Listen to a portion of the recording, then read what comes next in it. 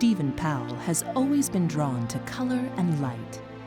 Working in glass allows him to capture the natural colors of Kentucky, the blues of the sky, gold and reds of the fall, and pinks of spring. Color and light melting together in gem-like luminosity that provides a moment of wonder.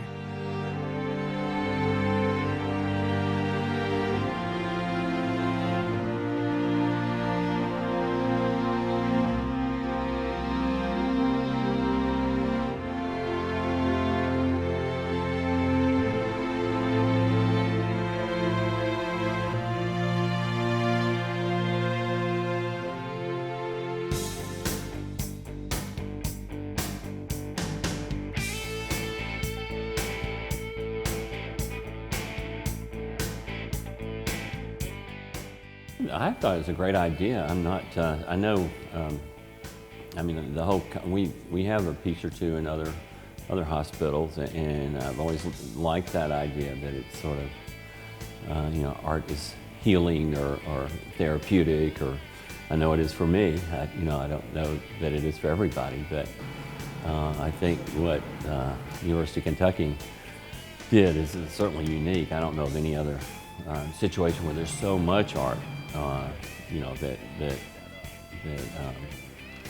you know, it's almost like it's designed around the art in certain ways, and I'll be interested to hear how you know, patients react to it.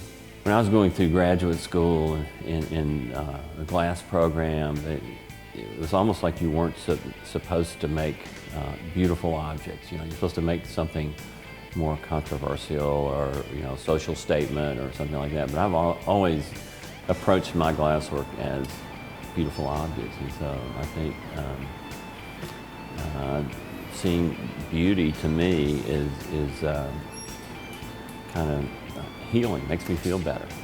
You know, even if I'm not feeling bad, it can make me feel better. So I guess if it's in a situation where people are feeling bad, maybe it can at least make them feel better.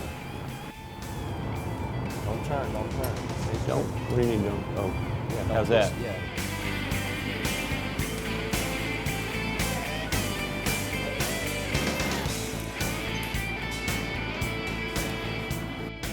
How we doing?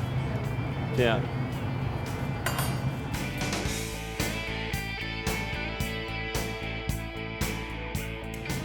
Whoa.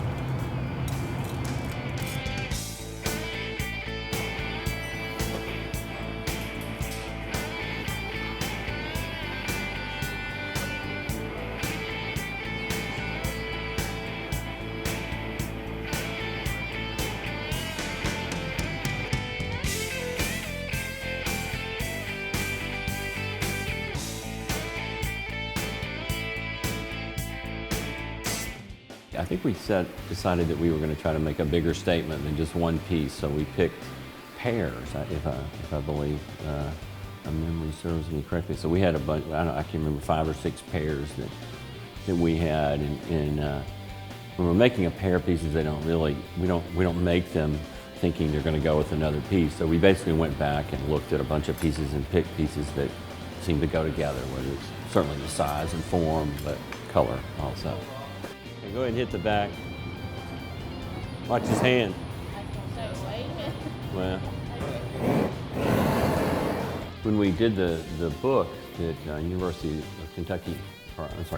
Press of Kentucky put out a few years ago, we had to sort of categorize what we've done. And our first series of pieces that were definitely more influenced by the human figure, maybe some vegetation. They were roughly symmetrical, you know, double-lobed pieces that, you know, we throw names in them that encourage that relationship.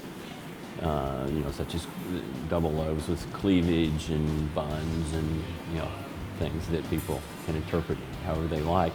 And then at a certain point, we switched to making asymmetrical shapes.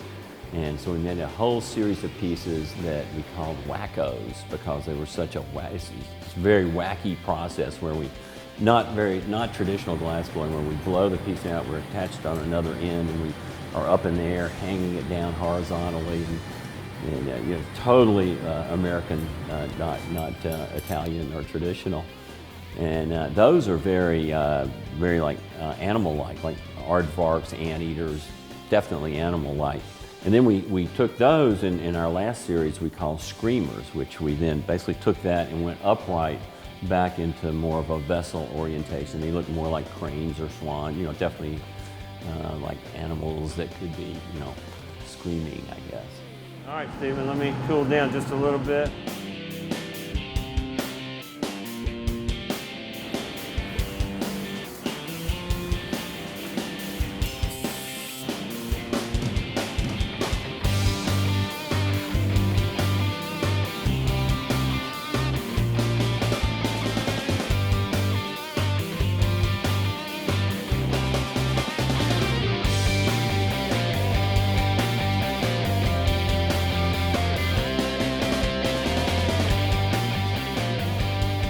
Formula. In fact, I sort of scoff sometimes. I hear, of books or classes or on color theory. Are they supposed to teach artists how to pick colors? I think that's kind of silly. I mean, you can talk about, where colors are on the color wheel or something like that, but some people just, pick color. I mean, I just pick colors that I think will work together. It's a little different in glass because you're not just picking the hue or the actual color of the piece. You have to be familiar with, and other things like saturation, mixing colors across a color. Anyway, but you have to also be aware of how strong the color is in glass. In other words, if I put a certain blue in one part of the piece and it doesn't blow out as much as the other part of the piece, then it may be too dark for that spot, too intense. So you have to really know the density or strength of the colors too in glass. So it's a little different, a little more to it in dealing with the colors in glass. Yeah, I mean the teamwork element is obvious if people come, see us work. You'd be very limited working alone. So the team that I have assembled right now are pretty high. They're different skill levels. That I have several that are very skilled, and everything has to happen just right. Sometimes we might seem a little short in the studio, but it's got to happen. I can't. You can't go. Oh, I gotta have it now because when you open the doors, I mean the glass is moving, most of the time. I mean you want to work the glass really hot if you can, and so things have to be all set up and work really like clockwork. I've had it described as it's like having a baby, the birthing of a baby. I don't know how that. I haven't been through that one, so I can't. I don't feel that much pain. I don't think. I mean, there are times where it's hard, but definitely choreographed as a dance. We definitely always listen to music. And in fact, I bet you didn't get much on the recording because I don't think we talk much. I'd be almost curious. We're so focused on what we're doing, and most of our signals between each other are, like just a nod or a very slight physical gesture.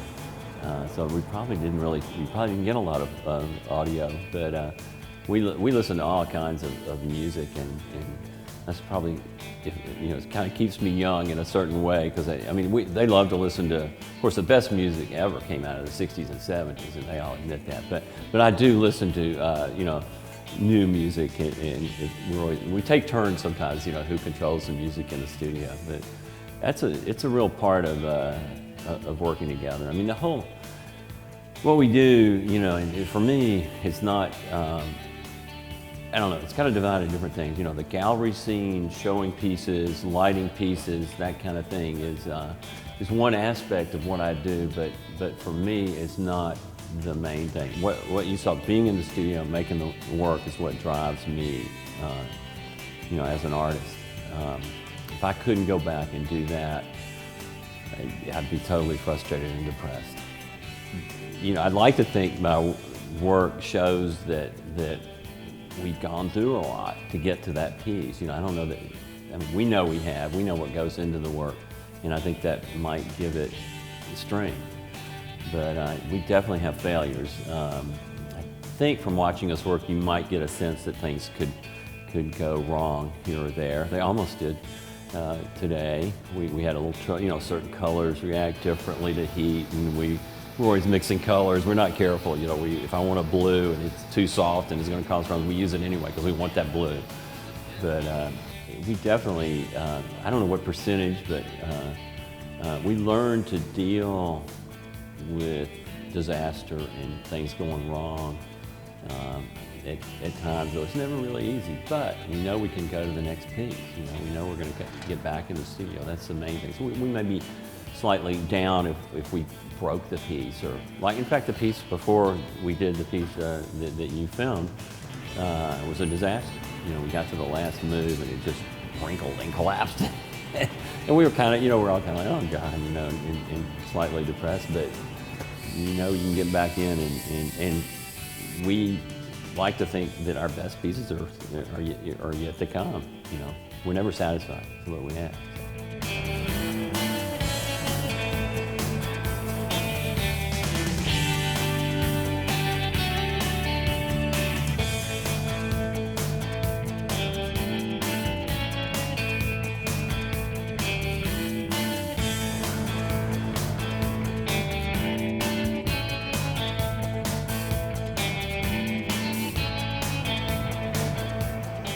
Okay, a little torch on the back, maybe. That or on the lip? The back, I guess. I don't know, maybe the lip right now. The back seems to have blown out pretty far already.